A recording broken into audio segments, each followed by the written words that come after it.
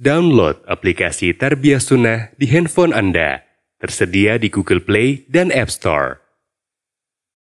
Bismillahirrahmanirrahim. Assalamualaikum warahmatullahi wabarakatuh. Alhamdulillah. Wassalatu wassalamu ala rasulillah. Wa ala alihi wa ashabihi wa mawalah. Wa man tabi'ahum bi ihsanin ila yaumil qiyamah. Wa ba'd. Ikhwati fillah, hadirin jamaah Masjid Al-Furqan yang Allah muliakan, para pendengar radio Tarbiyah Sunnah dan radio-radio lain, para pemirsa beberapa TV dan para netizen, alhamdulillah walaupun agak sedikit terlambat, cuma 45 menit, tapi alhamdulillah Allah masih memberi kemudahan kepada kita untuk melangsungkan kajian ini. Kita teruskan kajian kitab Al-Khusyu' fis Shalah. Tema yang kita angkat sekarang adalah Al-Khusyu' fis Shalah min iqamatiha. Khusyuk dalam sholat itu termasuk bagian dari menegakkan sholat. Allah tidak memerintahkan kita untuk mengerjakan sholat atau mengamalkan sholat. Tapi Allah subhanahu wa ta'ala memerintahkan kita untuk menegakkan atau mendirikan sholat. Apa bedanya? Para ulama menyebutkan fa inna iqamatas shalah la takunu illa bi iqamati syurutiha wa arkaniha wa wajibatiha.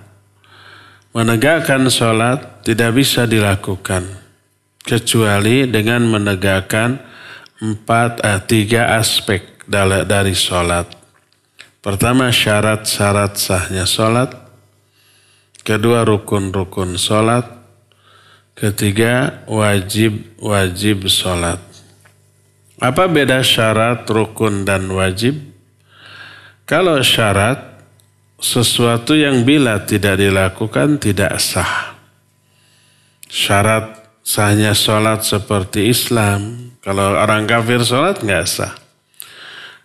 Kalau suci dari najis, kalau ada najisnya nggak sah. Suci dari hadas, kalau orang batal tidak sah sholatnya, ya. Termasuk di antara syarat sahnya sholat menutup aurat. Kalau sholat auratnya terbuka tidak sah. Terus sudah masuk waktu. Kalau sholat duhur jam segini tidak sah. Belum masuk waktunya. Termasuk menghadap ke kiblat. Itu beberapa di antara syarat-syarat sahnya sholat. Kalau syarat bukan bagian dari gerakan sholat, tapi harus terpenuhi selama sholat. Seperti memakai pakaian atau menutup aurat bukan bagian dari gerakan sholat, tapi harus terpenuhi selama sholat. Seperti suci dari hadas dan najis, bukan bagian dari gerakan sholat, tapi harus terpenuhi selama sholat. Pas tahiyat terakhir batal sholatnya. Kalau sebelum salam. Nah, adapun rukun sholat bagian dari gerakan sholat. Tapi hanya dilakukan pada waktunya saja. Tidak selama sholat. Hanya pada waktunya. Bila tidak dilakukan, baik lupa ataupun disengaja, tidak sah. Seperti contoh umpamanya takbiratul ihram. Hanya pada waktunya di awal sholat. Seperti baca Fatihah. Hanya ketika berdiri, ketika ruku sujud duduk, mah nggak ada baca Fatihah, ya. Dan seterusnya, itu rukun sholat. Nah, adapun wajib sholat adalah gerakan dari sholat. Yang hukumnya wajib, apabila tidak dilakukan, maka kalau karena lupa, wajib diganti dengan sujud sahwi. Kalau secara sengaja ditinggalkan, tidak sah sholat tersebut. Kalau umpamanya lupa tidak dilakukan dan tidak sujud sahwi, dia berdosa. Contohnya apa? Tahiyat awal. Itu wajib sholat. Ya. Nah, termasuk diantaranya adalah kekhusyuan. Khusyuk itu termasuk wajib sholat. Karena perintah Allah dan Rasulnya. Jadi mendirikan sholat maknanya adalah menegakkan ketiga poin tadi. Syarat sholat, sahnya sholat dipenuhi, rukun sholat dilakukan, wajib sholat juga ditunaikan. Maka Allah memerintahkan wa aqimus sholat, dirikan olehmu sholat. Maka ketika menjelaskan ayat ini, para ulama menyatakan fa'amarana biiqamatiha wa wal itsyanu biha qaimatan tamatan al-qiyam war-ruku' was-sujud wal-adhkar. Ayat dirikan olehmu sholat berarti memerintahkan mendirikan sholat dalam bentuk menunaikan sholat secara sempurna, baik berdirinya, rukuknya, sujudnya, zikir-zikirnya. Nah, sholat yang seperti ini yang dapat jaminan qad aflahal mu'minun. Telah bahagia orang-orang yang beriman, yaitu alladzina hum fi sholatihim khasyiun. Maka Allah mengaitkan kebahagiaan seorang mukmin dengan kekhusyuan dalam sholat. Mananya yang bahagia hanyalah orang yang sholatnya khusyuk. Sampai dikatakan faman fatahu khusyu'us sholah lam yakun min ahlil falah. Siapa orang yang kehilangan kekhusyuan dalam sholat, dia tidak termasuk orang yang akan bahagia. Makanya mustahil kekhusyuan tercapai kalau terburu-buru ngebut di dalam sholat. Kekhusyuan tidak akan tercapai sama sekali kecuali dengan tumaninah. Setiap kali orang tumaninah, maka akan khusyuk. Semakin bertambah ketumaninahannya, bertambah kekhusyuannya, semakin sedikit tumaninah, sedikit kekhusyuannya. Kalau tidak ada tumaninah, maka tidak akan ada kekhusyuan. Kalau tidak khusyuk, maka tidaklah disebut dengan sebutan mendirikan sholat. Padahal Allah ketika mengungkapkan wajibnya mendirikan sholat, diungkapkan dengan beberapa jenis ungkapan. Ada yang berupa perintah wa aqimus sholat kepada jamaah, dirikan oleh kalian sholat.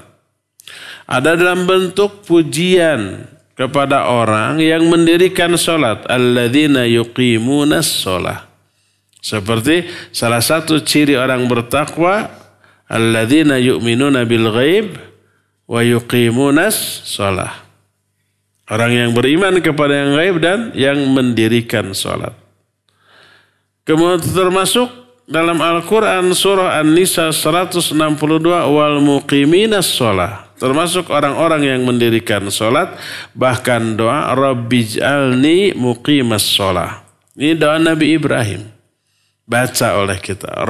Rabbij'alni muqimas sholat. Wa min dzurriyyati. Ya Allah, jadikan aku sebagai orang yang mendirikan sholat. Wa min dzurriyyati, dan juga anak turunanku. Rabbana wa taqabbal minna. Juga dalam surah Thaha ayat 14 Allah berfirman fa'budni wa aqimis shalah li dzikri. Beribadahlah kamu kepadaku dan dirikan olehmu salat untuk mengingatku. Jadi itu ayat-ayat yang menjelaskan perintah salat, pujian kepada orang yang sholat, doa orang yang soleh agar bisa mendirikan sholat, semuanya dengan lafaz mendirikan, bukan mengamalkan, bukan juga melakukan ataupun menunaikan. Nah, ternyata sholat itu yang seperti itu hanya sedikit manusia yang mengamalkannya, melakukannya. Di kalangan manusia, kebanyakan kafir, lebih sedikit yang beriman. Di kalangan yang beriman, orang yang sholat, di kalangan orang yang beriman, itu tidak banyak. Di kalangan orang yang sholat, maka yang mendirikan sholat lebih sedikit lagi. Maka berkata para ulama, fal musalluna fin nasi qalilun wa muqimus shalah minhum aqallul qalil. Orang-orang yang sholat di kalangan manusia sangat sedikit, apalagi yang mendirikan sholat lebih sedikit lagi. Sama dengan ibadah lain, saum. Di kalangan manusia yang saum sedikit. Di kalangan yang saumnya benar juga sedikit. Termasuk haji. Di kalangan manusia yang berhaji sedikit. Di kalangan yang berhaji, yang hajinya benar sedikit. Sehingga berkata Umar bin Khattab radhiyallahu an, al-hajju qalilun war-rukab katsir. Orang-orang yang benar-benar berhaji sedikit, sedangkan orang yang melakukan perjalanan banyak. Tapi perjalanannya bukan ke haji, bukan ke Mekah, bukan ke tempat-tempat haji, tapi mungkin piknik, rihlah, healing ke banyak tempat untuk menyenangkan hati mereka. Nah, inilah yang menjadi titik pembahasan kita, bahwa salah satu di antara syarat mendirikan sholat adalah khusyuk di dalam sholat tersebut. Coba renungkan sebuah konsep pemikiran yang selama ini mungkin tidak pernah kita pikirkan. Karena itu tidak pernah khusyuk kita di dalam sholat. Berkata Imam Ibnu Qayyim rahimahullahu ta'ala, yang beliau jelaskan dalam kitab As-Shalah. Susunan Imam Ibnu Qayyim ada kitab karangan judulnya As-Shalah. Fal-amiluna ya'maluna al-a'mal al-ma'mura biha ala tarwijin. Terus mereka berkata, yakfina adna ma yaqau alaihi al-ism walaitana na'ti bihi. Orang banyak mengamalkan amal yang diperintahkan secara ala kadarnya. Mereka hanya mengatakan cukup mengerjakan saja. Maka itulah yang kelak pasti akan mereka sesali. Bagaimana kalau umpamanya seorang murid dikasih PR oleh gurunya. Dia mengerjakan, tapi semua pekerjaannya salah. 3 kali 6 berapa? Jawab 12. Yang penting nggak jawab. 4 kali 3 berapa? 15. Yang penting nggak jawab. Mau benar mau enggak, yang penting dilakukan. Apa yang terjadi ketika esoknya itu PR distorkan ke gurunya? Apakah dipuji, kamu rajin sudah mengerjakan? Apakah begitu? Enggak. Kamu teh mikir nggak ngerjain teh gitu ya. Sambil dijewer meren. Dulu angkatan saya sekolah dijewer. Sekarang nggak ada guru yang berani menjewer murid. Sekali jewer polisi urusannya. Ada yang begitu? Ada. Si murid lapor ke orang tua lapor ke polisi, polisi bergerak dengan tuduhan penganiayaan. Nah, bayangkan seperti itu. Sekarang hadis-hadis menjelaskan bahwa ketika kita sholat, kita diawasi oleh para malaikat. Terutama sholat subuh dan sholat asar. 2 rombongan malaikat hadir di sana. Kata Rasul sallallahu alaihi wasallam, yata'aqabuna fikum malaikatul lail wa malaikatul nar wa ijtami'una fi sholatil fajar wa sholatil asar. Malaikat itu bolak-balik, naik ke langit, turun lagi ke bumi. dengan dua rombongan malaikat, rombongan malam dan rombongan siang. Rombongan malam bertugas dari asar sampai subuh. Rombongan siang bertugas dari subuh sampai asar. Dan dua rombongan ini berkumpul bareng-bareng pada waktu sholat subuh dan sholat asar. Jadi ketika kita sholat subuh, sholat asar, kita sholatnya disaksikan oleh para malaikat. Dua rombongan malaikat. Ini yang dimaksud dengan ayat wa Qur'an al-fajr inna Qur'an al-fajri kana masyhuda. Dirikan olehmu sholat subuh. Karena sholat subuh itu disaksikan. Maksudnya disaksikan oleh para malaikat. Dua rombongan malaikat. Setelah selesai, malaikat yang bertugas terus berjaga. Malaikat yang selesai bertugas naik ke langit. Allah kemudian bertanya, para Allah lebih tahu, kaifa taraktum ibadi? Bagaimana engkau tinggalkan hamba-hambaku?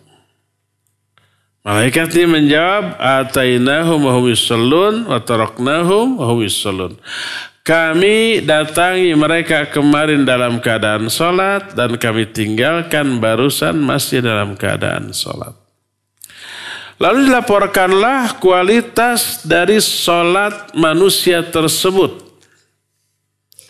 Lalu diberikan kepada Allah Azza wa Jalla sebagai oleh-oleh yang dibawa oleh para malaikat. Dilaporkan kepada Allah Azza wa Jalla. Maka disebutkan annal malaikata tas'adu bi salatihim wa turiduha 'ala rabbi bimanzilatil hadayat allati yataqarrabu biha an-nas ila mulukihim wa kibriyai wa kubaraihim. Para malaikat naik dengan membawa salat-salat manusia lalu dilaporkan kepada Allah, taubahnya seperti oleh-oleh. Dari mana? Dari kita, dari manusia. Seolah-olah nih malaikat, tolong titipkan. Tolong saya titip, berikan salat saya kepada Allah. Apa yang terjadi andai semua manusia menyadari hal ini? Apa mungkin salatnya ala kadarnya dan asal-asalan? Padahal itu persembahan mereka kepada Allah Azza wa Jalla. Jangankan kepada Allah itu ya. Kepada sama manusia. Manusia yang dihormati. Yang disegeni umpah bos. Atasan gitu ya. Orang tua, guru yang sangat kita hormati. Kita ingin menyenangkan mereka dengan memberi hadiah. Berupa apa aja? Makanan atau barang, pakaian. Berani gak kita kalau makanan itu hanya yang jelek? Ya. Beli di pinggir jalan, bala-bala anu rada hasem ti kamari udah tiis, cengekna hiji buruk, titip ke si fulan. Berani? Tidak berani. Atau umpamanya beli durian, tapi bukan si montong. Duriannya lokal, asal durian. Cing pilihkan durian. Nukuma asal durian. Mau mentah, mau hijau, mau mangga, pokoknya durian. Dikasih berani enggak? Enggak berani. Pasti ingin yang terbaik, dipilih musangking. Biasanya si montong. Atau yang blackhorn, yang duri hitam. Itu yang paling mahal, paling enak. Minimalnya si montong tadi. Itu kualitas minimal dari durian yang memuaskan. Di bawah itu enggak. Nah itu pasti akan diberikan sebagai oleh-oleh yang pasti akan memuaskan. Dia coba dulu, wah ini bagus. Maka baru akan diberikan dan kadang-kadang kemasan ini dibungkus dengan bagus, dipitaan segala macam. Penampilannya bagus, harganya termahal gitu ya. Rasanya kualitas super. Pasti akan diberikan. Agar orang yang diberi oleh-oleh itu apa? Puas, senang. Dan berharap komentar, cing. Gimana nanti nge-WA enggak? Begitu sampai, oh Masya Allah, si montongnya nyelekit, manisnya sampai ke hati. Saya makan tadi malam, ini manisnya masih terasa di lidah. Nah, wow, kita senang tuh. Ada komen terima kasih ya, jazakallah khair, jangan kapok. Biasanya gitu, diantos deh. Senang kita. Kita cari lagi nanti ya. Nah, itu ke orang. Sekarang sholat kita persembahkan kepada Allah Azza wa Jalla. Kalau Allah agung dalam pandangan kita, pasti sholat kita dihias. Semaksimal yang kita bisa. Luarnya, dalamnya. Luarnya, gerakan-gerakannya itu sesuai sunnah. Zikir bacaannya sesuai sunnah. Dalamnya ya kekhusyuannya, ya keikhlasannya semaksimal yang kita bisa. Luar dalam. Karena ini persembahan untuk Allah subhanahu wa ta'ala. Pastilah akan begitu. Karena kalau tidak Allah murka. Bagaimana umpamanya kalau manusia saja, ini bukan berarti menyamakan Allah dengan manusia, tapi disebut qiyas aula. Kalau manusia saja kepada atasannya ingin memuaskan, apalagi hamba kepada Allah SWT. Ini qiyas aula. Dan boleh memperbandingkan Allah dengan makhluk, tapi dengan perbandingan aula. Aula itu Allah lebih lagi dari itu. Kalau kita kepada manusia saja yang menjadi atasan dan bos kita, pasti memberikan hadiah terbaik, persembahan terbaik. Karena berkaitan dengan nasib karir kita di kantor kita. Kalau jelek itu bisa disanksi, bisa tidak dipromosikan, bisa dibatasi, fasilitasnya diturunkan, gajinya bisa diturunkan, jabatannya bisa diturunkan, bahkan dipecat mungkin. Itu kepada manusia. Apalagi kita sebagai hamba kepada Allah. Kalau persembahan kita kepada Allah mengecewakan, ada sanksi. Minimalnya dosa. Minimalnya murka Allah di dunia, alam kubur sampai ke akhirat tadi.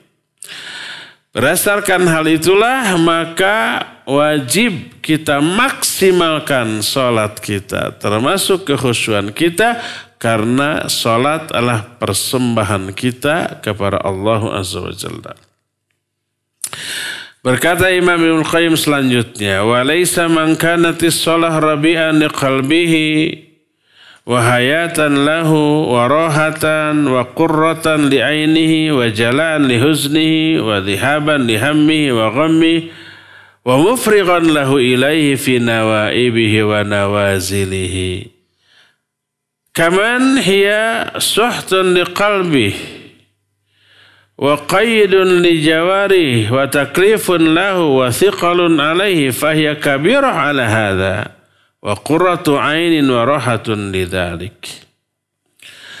Kata Imam Ibnu Qayyim rahimahullahu ta'ala, bagaimana mungkin orang sholatnya bisa menenangkan hati, bisa menenteramkan jiwa, bisa melapangkan dada, bisa menjadi sumber kebahagiaan yang menghibur, bisa menjadi penghilang dari kesedihannya, bisa menjadi pemusnah bagi keresahannya kalau sholatnya kosong dari kekhusyuan. Yang terjadi adalah hatinya tambah resah, tambah gelisah. Ketika sholat, hati fikirnya ingat kepada masalah, kepada urusan dunia, problem, trouble, macam-macam. Di dalam sholat teringat. Sholatnya tambah resah. Dia tambah hambar, tambah tidak betah. Karena apa?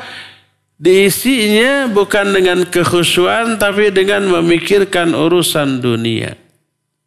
Ini yang membuat sholat terasa berat. Kenapa? Tidak memberi keuntungan, tidak memberi ketenangan, tidak memberikan ketentraman. Malah menambah keresahan. Akhirnya dia merasa sholat sesuatu yang berat secara psikis. Maka mohonlah pertolongan kepada Allah Azza wa Jalla sebagai zat pembolak-balik hati agar kita diringankan dalam menunaikan sholat dan disenangkan, dinikmatkan, ditenangkan, digembirakan. Artinya minta pertolongan agar Allah menganugerahkan kekhusyuan. Coba perhatikan ayat Allah dalam surah Al-Baqarah ayat 45-46. Wasta'inu bis-sabri was-salah wa innaha lakabiratun illa 'alal khashin. Alladzina yadhunnuna annahum mulaqu rabbihim wa annahum ilaihi raji'un. Mintalah kamu pertolongan dengan cara sabar dan sholat. Karena sungguhnya sholat itu berat. Kecuali bagi orang-orang yang khusyuk. Yang khusyuk mah ringan, enteng. Siapa orang yang khusyuk, yang merasa sholat ini sesuatu yang enteng? Yaitu orang-orang yang yakin bahwa dia akan berjumpa dengan Rabbnya dan hanya kepada dialah mereka akan kembali. Ini rahasia meraih kehusyuan. Diisyaratkan dalam hadis ini wajib meyakini dua hal. Penopang kehusyuan itu ini dua hal. Hal pertama, bahwa dia itu pasti akan berjumpa dengan Allah. Dan ini maknanya dua. Pertama, yang berjumpa itu adalah ketika sholat. Masih di dunia. Akan sholat itu berarti akan berjumpa loh dengan Allah. Dialog dengan Allah. Dan Allah merespon apa yang kita baca. Perjumpaan kedua nanti setelah mati pada hari kiamat. Ini dua makna berjumpa dengan Allah subhanahu wa ta'ala. Maka yakini, sadari, hayati ketika sholat itu kita sedang berjumpa dengan Allah, berdialog dengan Allah. Meminta kepada Allah, mengikrarkan tekad kita kepada Allah dan direspon oleh Allah. Di dalam bacaan-bacaan sholat banyak ikrar kita. Ya, oleh alhamdulillahirabbil alamin itu ikrar. Rahman Rahim Malik Yaumiddin sampai iyyaka na'budu, ini ikrar, wa iyyaka nasta'in. Ikrar kita hanya menyembah kepada Allah, hanya minta pertolongan kepada Allah. Ada permintaan ihdinas syiratal mustaqim, itu permintaan. Dan setiap ikrar ataupun permintaan Allah respon. Idza qala 'abdi alhamdulillahirabbil alamin qala Allah hamidani 'abdi. Kalau hambaku berkata alhamdulillahirabbil alamin, Allah merespon hambaku telah memuji aku. Kalau hamba berkata ar-rahmanir rahim, asna alayya 'abdi, hambaku telah menyanjungku.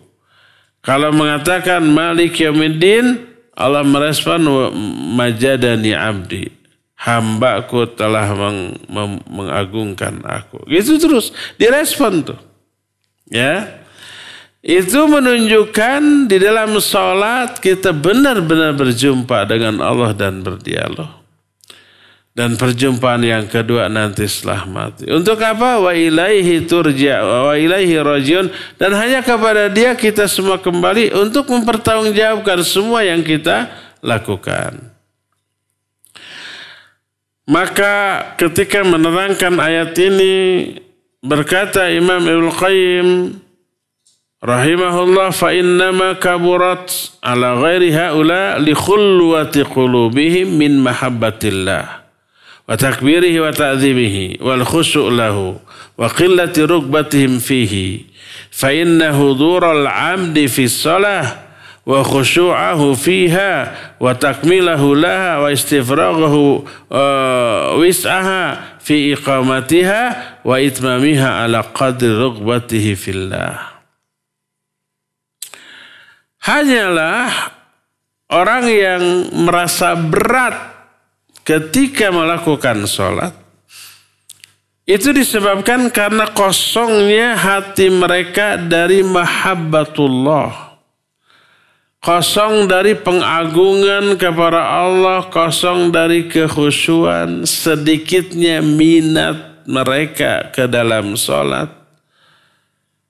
Dan hadirnya hamba ketika sholat serta khusyuk mereka di dalamnya, itu hanya bisa dicapai dengan keyakinan yang diisyaratkan di dalam ayat tadi. Allah menyatakan alladzina yadhunnuna annahum mulaqu rabbihim. Orang khusyuk adalah orang yang meyakini bahwa dia berjumpa dengan Allah dalam salat. Coba bayangkan kalau seorang manusia dipanggil oleh bosnya. Berani nggak begitu datang ke bosnya sambil pegang-pegang HP, sambil chatting, sambil browsing? Berani? Tidak berani. Maka HP-nya di silent, disimpan dulu. Ada WA yang masuk kerasa gitu ya. Berani dibuka? Nggak berani. Fokus. Berani nggak ngalah gedai begini bari usang angge di hadapan bos putar-putar begini? Nggak boleh, pasti mendeko. Ya, mendeko itu nggak ada terjemahan. Sikapnya sempurna kepada bos. Jangan sampai ada ucapan bos yang terlewat, apalagi disalahfahami, nanti bahaya. Itu ke orang loh. Kenapa? Karena dia sangat takut kepada bos. Takut dipecat. Bosnya itu punya kedudukan luar biasa dalam pandangan dia. Itu baru orang ke orang. Apalagi hamba kepada Allah Azza wa Jalla. Harus ada rasa takut ketika berjumpa dengan Allah. Khawatir Allah murka. Ketika kita menghadap kita lalai, Allah murka. Ada rasa cinta, ada rasa berharap. Kenapa kita umpamanya mendeko di hadapan bos? Berharap kalau attitude kita baik. Akhlak kita, karakter, santun kita di hadapan bos tertarik, ada harapan kita. Dinaikkan gaji, ditambah fasilitas, kemudian posisi jabatannya juga meningkat. Diharapkan begitu. Ada takut, ada takut. Takut kalau nanti bos tidak suka dengan sikap kita, kita diturunkan dari jabatan. Atau minimalnya dikurangi. Fasilitasnya sebagian dicabut, gajinya diturunkan, jabatannya diturunkan. Ada ketakut, ya. Ada harap, ada takut, apalagi kepada Allah. Kita khusyuk dalam salat, berharap Allah suka, Allah cinta, dan takut kalau Allah murka, ya. Ada cinta kepada Allah Subhanahu wa taala.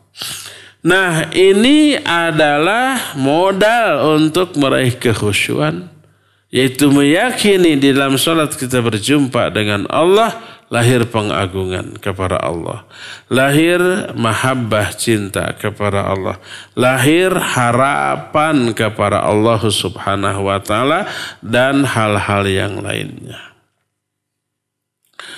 Berdasarkan hal itulah yang akan dia lakukan ketika sholat. Kalau ada hadir pengagungan kepada Allah Azza wa Jalla, maka yang dia lakukan adalah penghayatan yang penuh terhadap semua yang dia ungkapkan dalam sholat dan yang dia lakukan dalam sholat. Gerakan kita dalam sholat punya makna. Kenapa kita ruku? Itu menghinakan diri di hadapan Allah. Maka hatinya juga merendah di hadapan Allah. Kita hina, Allah suci dari kehinaan, Allah agung. Kenapa kita sujud? Itu sikap merendahkan diri di hadapan Allah. Makanya kita rendahkan juga diri kita, fisik dan psikis kita, jiwa dan raga kita, ketika kita ruku dan ketika kita sujud. Ada penghayatan, ya. Terlebih apabila kita meyakini respon Allah terhadap apa yang kita ucapkan di dalam sholat kita. Tadi dikatakan ketika membaca Al-Fatihah Allah merespon. Ketika kita mengatakan Alhamdulillahirabbil alamin, kata Allah hamidani abdi.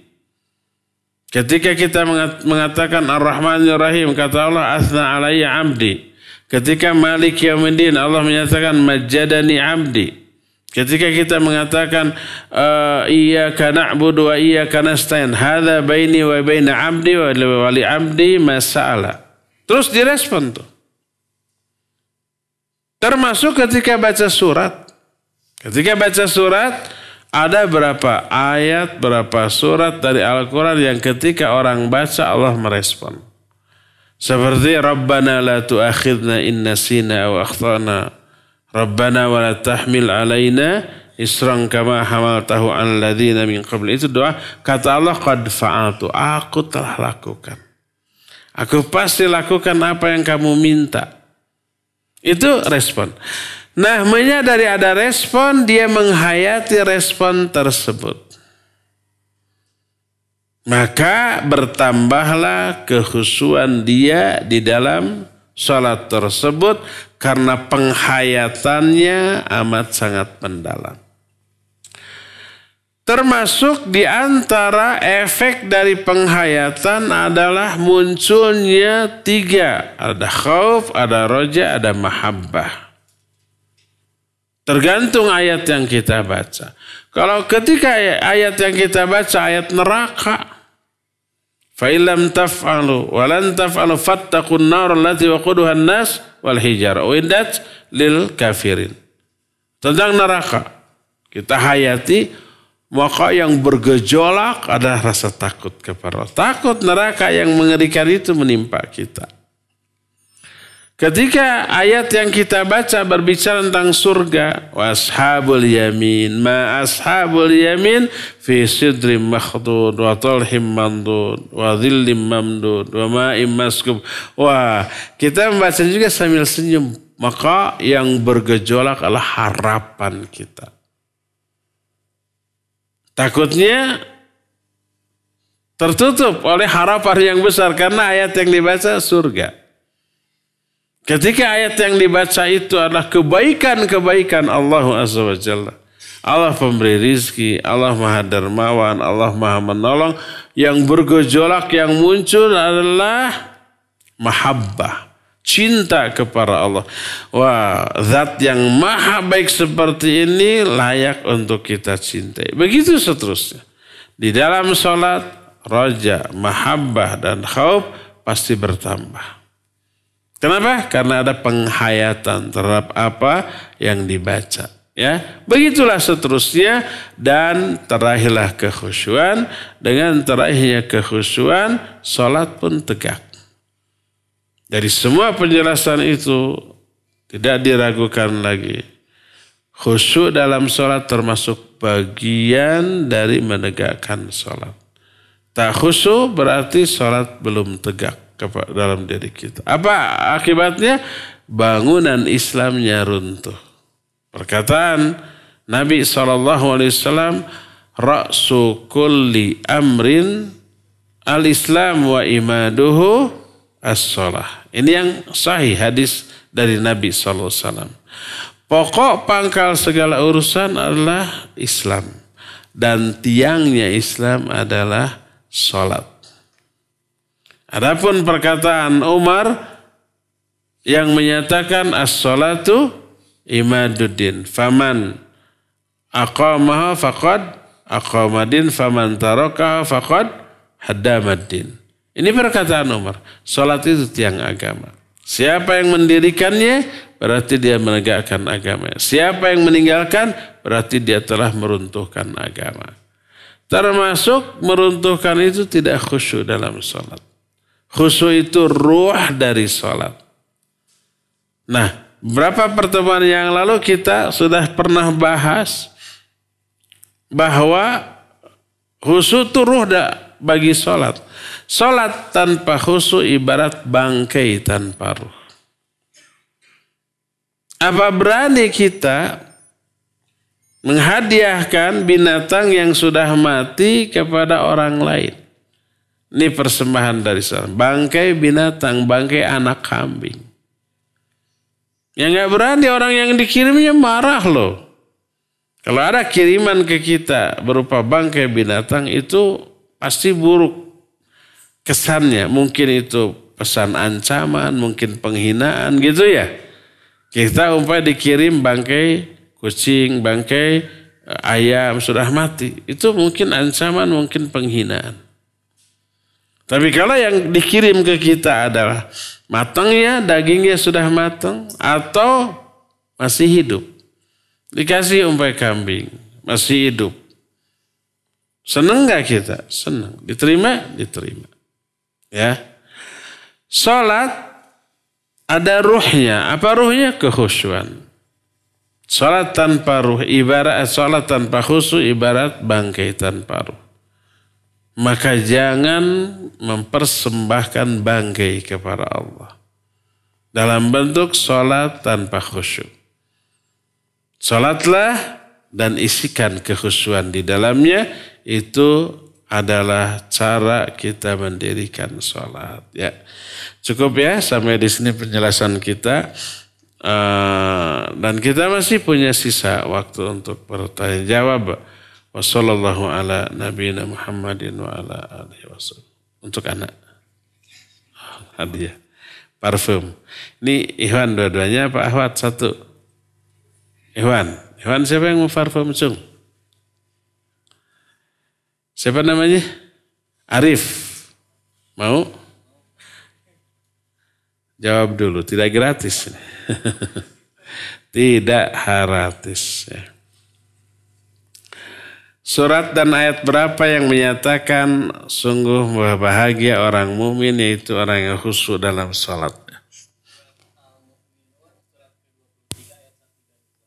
Gimana bunyinya?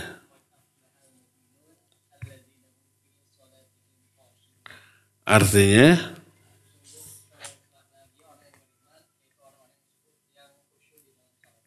Barakallahu fiik. Fadal. Siapa lagi? Belakang tuh. Siapa namanya? Bima. Bima. Ini bapaknya Gatot Kaca ini. Bima tuh tinggi besar. Mau parfum? Mau, cuma kayaknya takut mau jawab. Apa katanya? Takut jawabnya. Takut menjawab. Jadi gak jadi nih. Gak pede, bukan gak jadi. Gak susah kok. Ya. Pertanyaannya gak susah. Jawabannya yang susah. Tapi pertanyaannya. Mendirikan sholat itu harus mencakup menunaikan apanya aja. Ada 3 hal. Ya. Yang pertama syarat sholat. Yang keduanya rukun sholat. Dan ketiga itu wajib sholatnya. Khusyuk masuk ke mana? Syarat apa rukun? Kalau khusyuk itu masuk ke wajib dikasih tahu. Gak yakin gitu. Wajib biasanya. Ya wajib. Termasuk wajib sholat. Bukan rukun, bukan syarat. Sehingga orang yang tidak khusyuk sholatnya sah apa tidak? Tidak. Sah. Ya. Barakallahu fiik. Nanti ambil ya.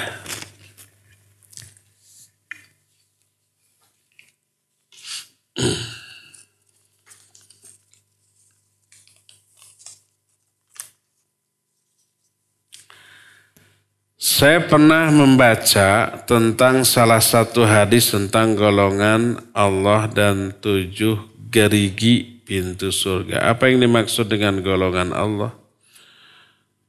Satu hadis tentang golongan Allah dan 7 gerigi pintu surga. Mungkin maksudnya Hizbullah, ulaika Hizbullah. Mereka lah Hizbullah. Ala inna hizballahi humul ghalibun. Dalam ayat lain humul muflihun. Mereka lah golongan Allah. Dan mereka lah yang akan menang. Apa itu? Atau mungkin yang hadis, kalau hadis itu ayat kan. Kalau hadis mungkin yang dimaksud sab'atun yudhilluhumullahu fi dhillih yauma la dhilla illa dhilluh. Ada 7 golongan yang akan dinaungi oleh Allah di hari yang tidak ada naungan lain selain naungan Allah. 7 golongan, bukan golongan Allah. Lalu dirinci 7, imam yang adil, ya, pemuda yang menghabiskan masa mudanya untuk beribadah dan seterusnya sampai 7, ya. Mungkin itu yang dimaksud, ya. Adapun 7 gerigi pintu surga, hadisnya itu enggak ada, bukan begitu. Yang ada adalah la ilaha illallah itu miftahul jannah. La ilaha illallah adalah kunci masuk surga. Apakah setiap orang yang mengatakan la ilaha pasti masuk surga? Enggak. Kenapa? Karena likulli miftahin asnan. Faidha ataita bil miftah lahu asnan futihat lak. Setiap kunci itu pasti punya gigi-gigi. Nggak ada kunci yang polos atau gimana mau nyantol merenya. Jangankan tanpa gigi. Dengan gigi tapi giginya berbeda dengan lubang kunci bisa masuk? Enggak. Kadang bisa masuk tapi nggak bisa buka. Nah, jadi la ilaha illallah kunci surga. Tapi wajib ada gigi-giginya. Lalu giginya itu disebut dengan syarat-syarat la ilaha illallah. Yang 7 syarat la ilaha illallah itu diistilahkan dengan gigi-gigi kunci pintu surga. Apa saja 7 syarat la ilaha illallah itu? Berilmu, ya. Yakin, tidak ragu, berilmu lawan dari kebodohan. Artinya berilmu itu faham tentang makna la ilaha illallah, tidak bodoh. Yang kedua yakin, tidak ragu, ya. Ketiga inqiyad itu tunduk dan patuh kepada isi kandungan la ilaha illallah. Keempat ada mahabbah dan macam-macam. Ada 7, itu yang kemudian disebut dengan 7 gerigi kunci surga.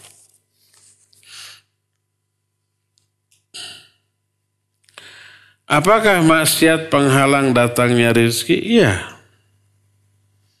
Itu isyarat dalam ayat dan secara eksplisit dari hadis. Ayat, wa may yattaqillah yaj'al lahu makhraja wa yarzuqhu min haitsu la yahtasib. Siapa yang bertakwa kepada Allah, Allah akan berikan jalan keluar dan Allah akan berikan rizki yang tidak disangka karena ketakwaan. Walau anna ahlal qura amanu wattaqau la fatahna alaihim abwaaba minas sama'i wal ardh. Seandainya penduduk suatu negeri beriman dan bertakwa kepada Allah, akan kami bukakan pintu-pintu barokah dari langit dan bumi. Kalau ketakwaan, keimanan, ketaatan bisa mengundang lancarnya rizki, berarti sebaliknya. Dosa itu menghalang rizki. Ada sebuah hadis Nabi SAW menyatakan, Inna rajula la yuhramu rizquhu bil maksiyatil ladzi yusibuhu. Ya, bahwa seseorang rizkinya terhalang karena maksiat yang dia lakukan. Iya, betul. Misal ada anggota keluarga, misalkan suami suka maksiat, apa pengaruh juga terhadap rezeki keluarga? Iya. Nanti kalau maksiat Allah azab. Salah satu azabnya itu nanti muncul masalah karena kemaksiatan. Apa masalahnya? Rezekinya ditahan. Istri dan anak-anaknya kesulitan merengek. Pak, beli ini, beli itu, butuh ini, butuh itu. Liar nggak ke suaminya? Puyeng, ya. Puyeng itu memang tidak selalu kekurangan harta. Kelebihan harta juga liar. Duit loba, pangabutuh, itu juga liar. Sebaliknya, pangabutuh loba, duit juga liar, ya. Allah kasih masalah. Sering saya ungkap, mana zalal bala illa bidham wa marufi al bala illa bitaubah. Tidaklah bala turun kecuali karena dosa. Dan tidaklah bala ini terangkat kecuali dengan tobat. Wa ma asabaka min musibatin fabima kasabat aydikum wa ya'fu an katsir. Apa saja musibah yang menimpa kamu itu karena dosa-dosamu. Para Allah banyak memaafkan, mengampuni banyak dosa. Ya, jadi itu karena dosa. Termasuk istri kita bermasalah, anak kita bermasalah, mobil motor kita bermasalah, itu salah satu dampak dari dosa. Kata Fudail bin Iyad, in asaitullah fara'aitu dzalik fi khuluqi zaujati wa ahli wa dabati. Kalau aku bermaksiat kepada Allah, maka aku lihat dampak maksiatku itu terhadap perilaku istriku, anakku, bahkan binatang tungganganku. Pokoknya mah jadi nyebelin, istri yang tadinya taat jadi membangkang, anak-anak yang tadinya nurut jadi menentang, pembantu juga asalnya sigap rajin menjadi memble. Motor kita, mobil kita mogok lagi, kempes lagi, nyenggol orang, disenggol orang. Itu azab Allah karena dosa kita. Dampak dari dosa adalah masalah yang muncul dari orang terdekat, dari istri, dari anak, dari orang tua, dari adik, kakak, pembantu, termasuk dari kendaraan kita, ya. Maka kalau itu terjadi, pertama taubat, introspeksi, tingkatkan ketakwaan, Allah berikan jalan keluar.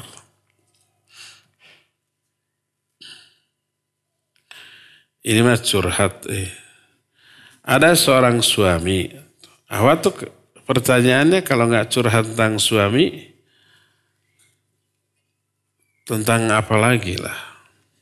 Dia rajin ikut kajian. Sholat 5 waktu selalu di masjid. Suka sholat duha dan tahajud. Tapi kenapa dia selalu maksiat melihat foto yang nggak pantas tuh? Itu kecemburuan. Kalau maksiatnya bukan lihat foto ahwat, mungkin nggak akan dicurhatin tuh. Apakah kurangnya iman di dalam hatinya? Iya, kurang muraqabah. Kalau ada istrinya di samping, berani nggak dia buka foto itu? Nggak berani. Dijewer atau direbut HP-nya, dibaedan. Kenapa? Karena sang istri marah itu karena cemburu. Ada yang lebih marah lagi selain istri. Siapa? Allah. Begitu kita melihat aurat wanita umpamanya, yang pertama kali kita langgar itu adalah larangan Allah. Allah menyatakan kulil mu'minin yaghuddu min absarihim. Katakan kepada orang mukmin, tundukkan pandanganmu tuh. Jangan jelalatan, jangan liar. Begitu jelalatan, begitu liar, yang pertama kali dilanggar ayat Allah. Allah yang murka tuh. Dan kalau Allah murka, lebih dahsyat daripada murkanya istri. Istri memurka teh baed sementara. Nanti dikasih uang juga seri deui. Kalau Allah murka, nggak bisa diapa-apakan kecuali dengan taubat. Oleh karena itulah maka tanamkan sikap muraqabah dalam hati. Artinya selalu merasa diawasi oleh Allah. Walaupun bersendirian, di kamar ceklek, dikunci sendirian, nggak berani buka macam-macam. Allah lihat, para malaikat lihat, mencatat. Inilah yang disebut dengan muraqabah. Maka seorang suami yang takut kepada Allah bikin istri tentram. Dia yakin walaupun istrinya tidak mengawasi, suaminya nggak macam-macam. Karena tahu suami takut kepada Allah. Istri gampang dibohongi. Gampang dikadalin. Karena suaminya buaya. Gampang lah ya. Ketika keluar kerja, macam-macam bisa, istri nggak tahu. Ketika chat dengan perempuan lain, istri nggak tahu di password. Atau sebelum pulang nanti passwordnya kan diminta dihapus, kan bisa ya. Aman dari istri, tapi tidak aman dari Allah. Maka para istri dorong suami untuk meningkatkan ketakwaan. Selama kita melihat suaminya masih suka bangun malam tahajud, saum sunat, baca Al-Quran, banyak zikir, sering ngaji, tawakallah kepada Allah. Titipkan suami ini kepada Allah SWT. Yakinlah suami yang rajin seperti itu dalam beribadah, pasti takutnya kepada Allah itu berbanding lurus dengan ketaatannya. Maka dia nggak akan berani membuka gambar macam-macam di belakang istrinya, ya. Dan itulah yang disebut dengan qurrata a'yun. Qurrata a'yun itu adalah ketaatan kepada Allah. Ketika menafsirkan ayat Rabbana hablana min azwajina wa dzurriyyatina qurrata a'yun. Qurrata itu sumber kebahagiaan, sumber ketenangan. Jadikan istri dan anak-anak menjadi sumber ketenangan. Apa yang dimaksud qurrata a'yun? Kata Imam Al-Qurtubi, ma syai'un aqarra ala qalbil mu'min min ayyara azwajahum wa auladahum muti'ina lillah. Tidak ada yang bisa lebih menenteramkan jiwa seorang mukmin dibanding melihat istrinya dan anak-anaknya taat kepada Allah. Bagi istri begitu. Yang paling menenteramkan hatinya melihat suami dan anak-anaknya soleh solihah taat kepada Allah. Tentram. Karena yakin ini orang takutnya kepada Allah, cintanya kepada Allah, dan berharapnya kepada Allah. Bukan ke saya. Kalau takut kepada saya, di belakang saya bisa macam-macam. Tapi kalau takutnya kepada Allah, nggak ada yang bisa macam-macam, ya. Wallahu a'lam. Terakhir ya, jangan ada lagi pertanyaan. Bagaimana hukumnya sholat sambil memejamkan mata dan di tempat yang gelap atau remang-remang, sedangkan bisa khusyuk karena itu?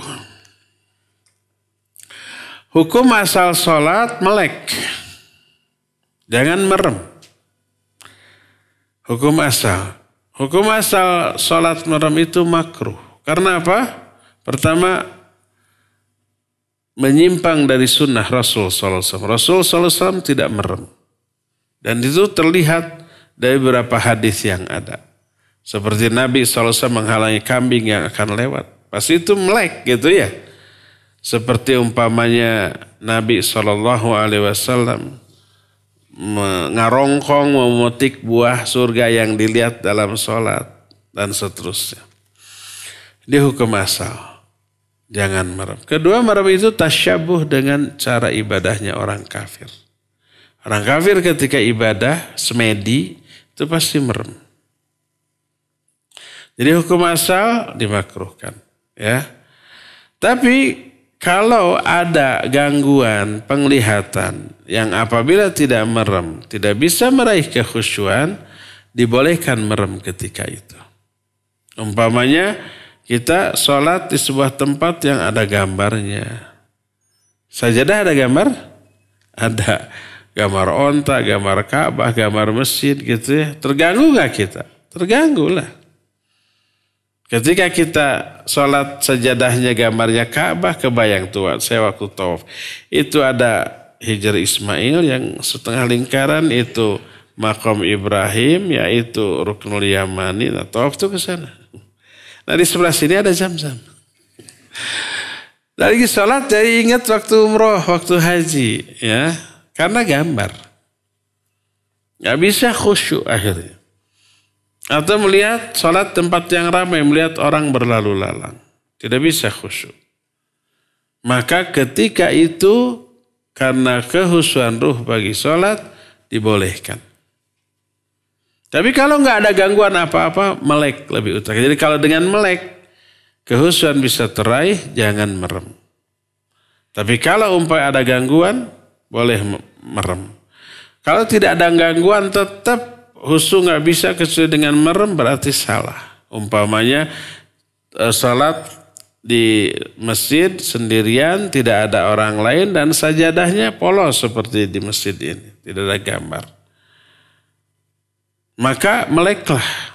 Tapi susah husu, biasakan. Raih kehusuan dengan cara melek. Jangan dibiasakan meraih sesuatu manfaat melalui sesuatu yang tidak disyariatkan, ya. Wallahu a'lam bishawab. Cukup ya sampai di sini, insyaallah kita jumpa lagi nanti di pertemuan yang akan datang. Subhanakallahumma bihamdik asyhadu an la ilaha illa anta astaghfiruka wa atubu ilaik walhamdulillahirabbil alamin. Wassalamualaikum warahmatullahi wabarakatuh.